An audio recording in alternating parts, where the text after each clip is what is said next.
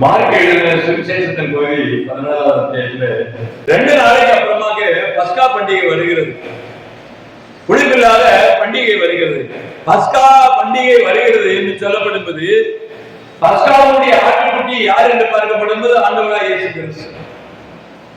பூமியில பஸ்காவை நிறைவேற்றும்படியாக வந்த தேவாட்டுக்குட்டி இயேசு கிறிஸ்து என்பதாக வேதத்திலே நாம் வாசித்திருக்கிறோம்.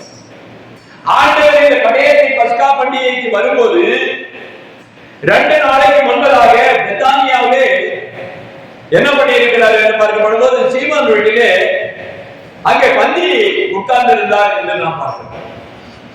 அதற்கு முன்பதாக ஆண்டவர் அந்த பண்டிகை நாடுகளுக்கு முன்பதாகவே வெளிப்படையாக ஆண்டவர் பேசி வந்தார். மனுஷகுமாரன் பூமியில என்ன செய்ய வேண்டும் என்றால் இந்த ஜனங்களுடைய மீட்புக்காக,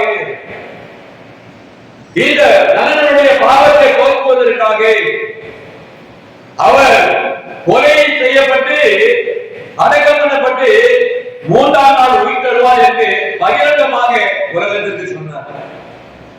இப்படிப்பட்ட காரியங்களை வெளிப்படுத்திக் கொண்டிருக்கிற நேரத்தில் ஒரு பெயர் தெரியாத ஒரு சகோதரி, ஒரு பெயர் எழுதப்படவில்லை, ஆனால் அந்த சகோதரி என்ன செய்திருக்கிறார் பார்க்கப்படும் போது சீமோனுடைய வீட்டுக்குள்ளே வந்தார். வந்து என்ன பண்ணியிருக்கிறாங்க அப்படின்னு பார்த்தா மிக மிக உயர்ந்த ஒரு வாசனை திரவியமான பரிமள தைலத்தை கையில கொண்டு வந்தார்.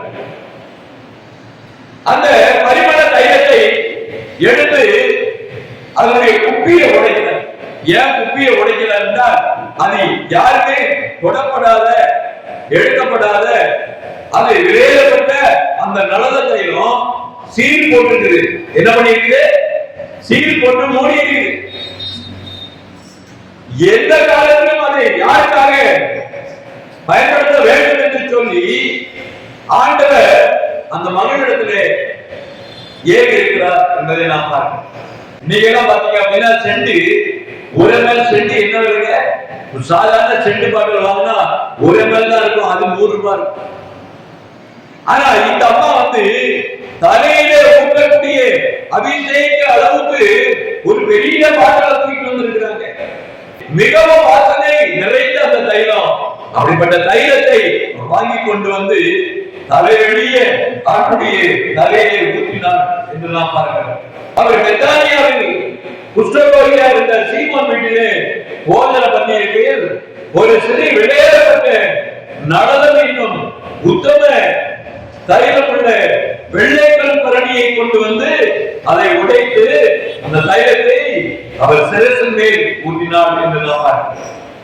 இந்த தைலத்தை ஊற்றப்படும் போது இருக்கிறவங்க எல்லாம் பார்த்தாங்க, ஐயோ எவ்வளவு பெரிய பாட்டில், எவ்வளவு பெரிய விலை கொண்ட ஒரு தைலம், இந்த வாசனை திரவியத்தை வாங்கிட்டு வந்து இந்த பொம்பளை இத உடைச்சி ஒரு தலையில ஊற்றிட்டு இருக்கிறார் அப்படின்னு சொல்லி எல்லாம் முறுமுறுத்தார்கள், விசனப்பட்டார்கள், கோபமாக பேசினார்கள், எரிச்சல் அடைந்தார்கள்.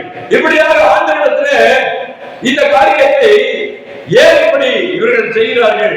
விலையேறப்பட்ட தைலமாச்ச, இது விலை கொடுத்த தைலமாச்ச, இத என்ன இதை விற்று நம்ம எல்லாருக்கும் நன்மை செய்யலாம, 300 பணத்துக்கு மேல இதை விற்று தரித்திரத்துக்கும் ஏழைகளுக்கும் நம்ம உதவி செய்யலாமே, அப்படியா அப்படின்னு கேட்கிற ஆண்டவருக்கு எல்லாம் தெரியும். அவர் ஏற்கனவே மரணம் அடைய போகிறேன் என்று சொல்லி பல தடவை சொன்ன போது அதற்கு என்ன செய்ய வேண்டும் என்று சொல்லி அந்த அடக்காராதனைக்கு முன்பதாக எதை ஆயத்தம் பண்ணுவார்களோ அதையெல்லாம் எல்லாரும் செய்வது மரித்த பின்புதான் செய்வார்கள். ஆனால் ஏற்று உயிரோடு இருக்கும் போது இந்த பெண்மணி அதை அறிந்து முந்திக் கொண்டார் என்று ஆண்டவர் சர்டிபிகேட் கொடுக்கிறார். ஆண்டவர் சாட்சி கொடுக்கிறார். இந்த பெண்மணி முந்திக் கொண்டாள் என்று சொல்லுகிறார். என்னுடைய அடக்கத்திற்கு முந்திக் கொண்டாள் என்று சொல்லுகிறார். இப்படிப்பட்ட ஒரு தியானம் அவர்களிடத்தில் இருக்கிறது, தியானம் இருக்கிறது. அந்த நிறைந்த அந்த பெண்மணி என்று ஆண்டவர் சாட்சி கொடுக்கிறார். ஆனால் சீசர்களுக்கு அந்த புத்தி இருந்ததா, அந்த தெளிவு இருந்ததா, அந்த அறிவு இருந்ததா, இதெல்லாம் செய்யணுன்ற யோசனை இருந்ததா? கிடையவே கிடையாது. உலகத்தில் அவர்களை நேசிக்கிற சீடர்களுக்கு இந்த யோசனை வரவில்லை, அந்த சிந்தை வரவில்லை, அந்த அன்பு உள்ள இல்லை, அந்த தியாகமான எண்ணங்கள் இல்லை. ஆனால் இந்த பெண்மணிக்கு அந்த தியாகம் இருந்தது, அந்த அன்பு இருந்தது.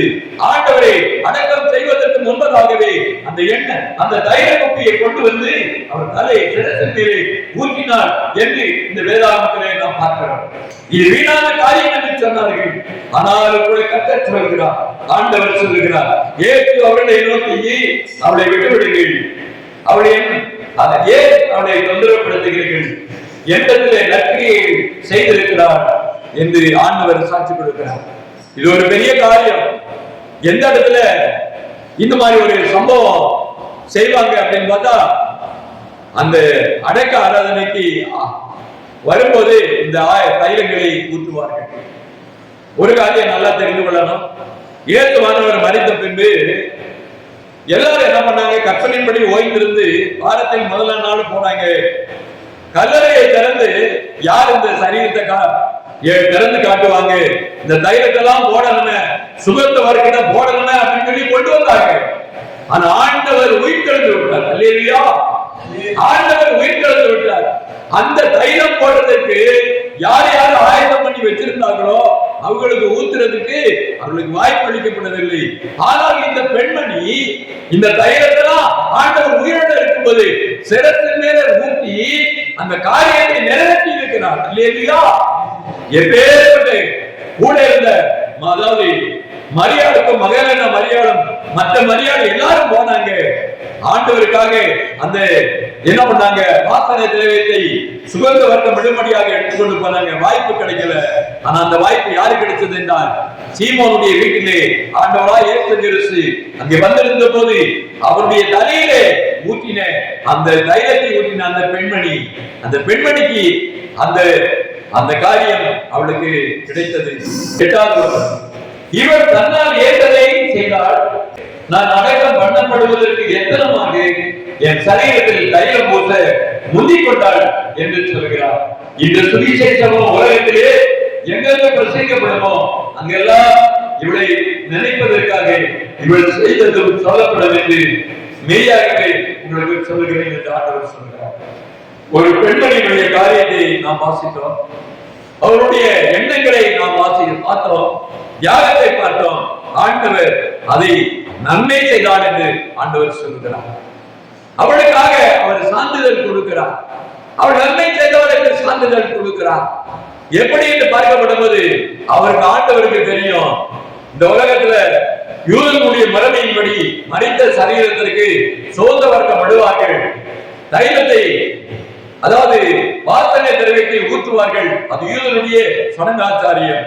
இப்படிப்பட்ட காரியத்தை செய்வதற்கு அவர்கள் எல்லாத்துக்கும் ஆயத்தம் பண்ணி இருந்தாலும் கூட ஆண்டவராகிய இயேசு மூன்றாம் நாள் உயிர்த்தெழுந்தார். ஆனால் அதற்கு முன்பதாகவே இந்த சகோதரிக்கு அந்த வெளிப்பாடு கிடைத்தது.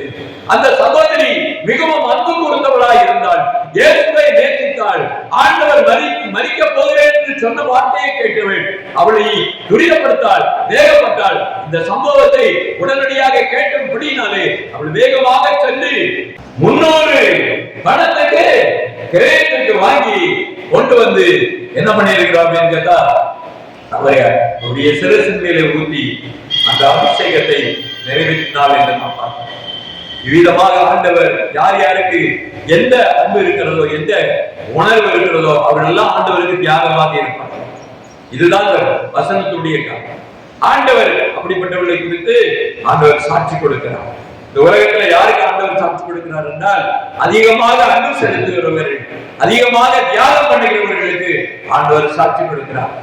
உலகத்திலே சுவிசேஷம் எங்கெங்க பிரசங்கிக்கப்படுகிறதோ அங்கெல்லாம் இந்த வார்த்தை அங்கே சொல்லப்படும் என்று ஆண்டவர் திருவள்ளுவர் பற்றி இருக்கிறார்.